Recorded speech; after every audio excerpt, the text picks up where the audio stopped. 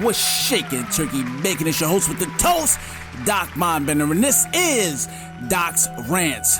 Special episode for you guys today. There were so many things to talk about, so many different topics, so many trending topics, but I wanted to give you guys some of my life today. You know what I mean? I think it's good when I do story time because it gives the viewers, more of a chance to get to know me. You know what I mean? Because I don't understand how these YouTube guys be like asking people to hit the subscribe button and hit the like button and all that shit just off some robotic thing that you just automatically say. No, bro, these people gotta like you first. They gotta like really be jacking what you saying first. So, you know what I'm saying? I want y'all to listen to what I say, hold me accountable, and then decide if you want to hit that subscribe button. But anyway, today we're going to talk about some street shit, but not in the sense that you're used to hearing it. Usually you hear these guys trying to sound like a tough guy. Oh, I was out here for years, busting heads, putting in work, ask about me. No. That ain't this and this ain't that. I moved to Atlanta and I was feeling myself doing too much and got robbed out there looking stupid. So, buckle up your seatbelts, roll a fatty and spark it, and put on your thinking cap, because it's story time. So it's springtime, Atlanta, GA, 2011. I had just met the love of my life. We were completely head over heels. Now I'm going to skip through a lot of stuff because it's not really necessary to get the point across. But just let me paint this picture for you. Now, at this time, I was living reckless. I was with a rap group called Varsity League, but I was also doing tattoos. House calls for like $50 an hour. And if we weren't up and down the I-95 doing shows and showcases, we were on some street shit, getting it out the mud. I mean, I'll speak for myself. I was on some street shit, getting it out the mud. I was playing with the Chi-Chi every day, thinking I was the Black Tony Montana. I found the edge and jumped off way before this. At this time in Atlanta, the crunk scene was pretty much coming to an end and the trap scene was starting. So now you got all these young rappers, everybody want to get tattoos on their arms, on their chest, on their face. Like, the face started getting real popular.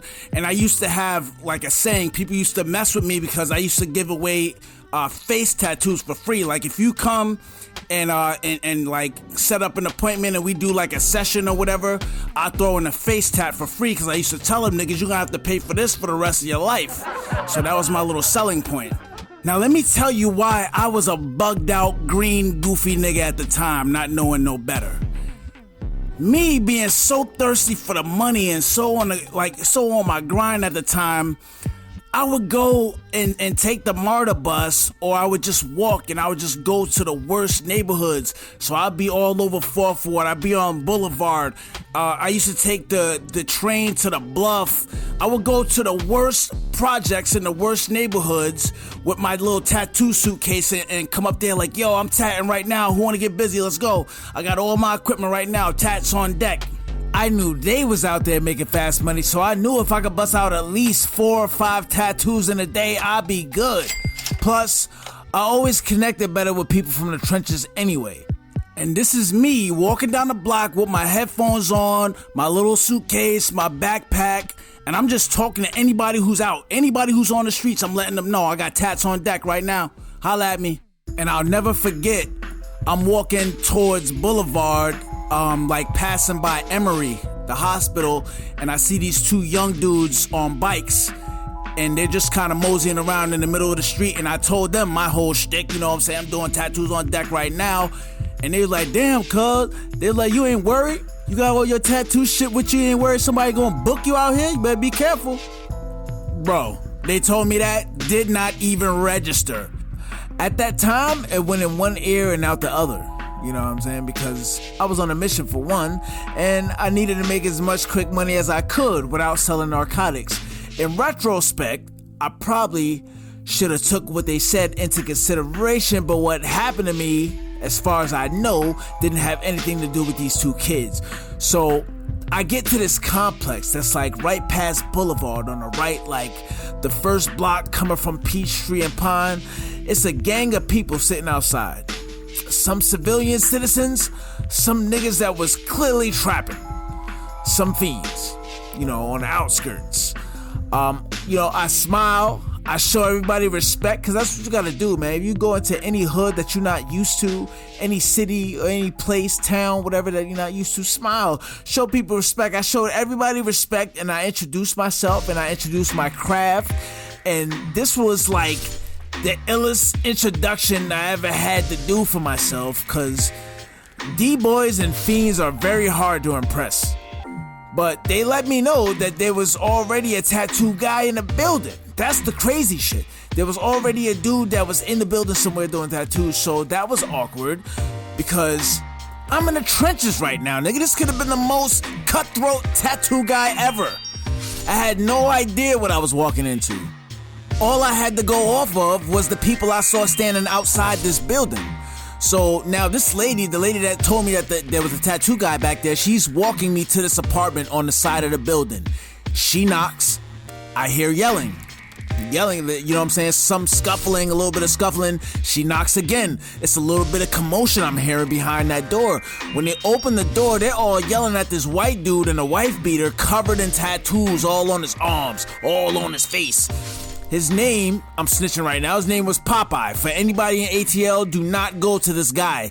He used dirty needles, terrible shading technique, terrible shit. Anyways, when she told them she had a black tattoo artist there, way better than dude, I was like, here's my portfolio. And we'll just call the guy whose apartment it was, we'll just call him D. Then a female comes out yelling at the dude, Popeye, right? Somebody straight manhandles Popeye from the inside of the apartment on some Uncle Phil versus DJ Jazzy Jeff action. Tossed him out the door. Now he's face to face with this chick who's like 3 times his body weight. I removed myself from that situation, and I was invited inside. D was impressed with the folio. Later, I found out that the reason she was spazzing on Popeye was because he did a tattoo that was supposed to be her deceased mother's name, Barbara, on her arm. It was Barbara supposed to be 3 A's. This nigga only added 2 A's. So if I remember correctly, he spelled it B-A-R-B-R-A. This girl literally ripped Popeye's front pocket off his pants. Right before the door closed, the pants ripped. Boom, door closed. So anyways, I started a small piece for D. He gave me half the money up front. I probably did like 2 decent sized forearm pieces for him that day. I wrapped it up. He gave me the rest of my bread. I think it was $1.50. I put it down my sock, down in my sneaker. Everything was cordial. I packed my equipment up. I started heading back to the crib. Mind you, D bought like 2 bottles of Henny that day while I was there. And there was other people there too. So he was giving out drinks. Other people was there. His homies was there passing around my portfolio. I had like 1 or 2 drinks while I was tattooing, maybe 3. So I'm walking back now, but it's like 2 a.m. in 4th Ward, Atlanta. Like, you know what I'm saying? This shit is the trenches. All the stores is closed, but you know what I'm saying? That's close by. They're all closed. So now I'm feeling for a cigarette because I've been drinking all night. I'm almost to the house, but I see 2 dudes I'm approaching. They open up like a fresh pack of Newports. I had a $5 bill. Out of that, $1.50 in my pocket. I put $5 of that in my jacket pocket. Now here I am, dumbass, I try to make this nigga an offer he can't refuse. Now me being brave dumbass, green ass nigga at the time, I see them open up the fresh pack.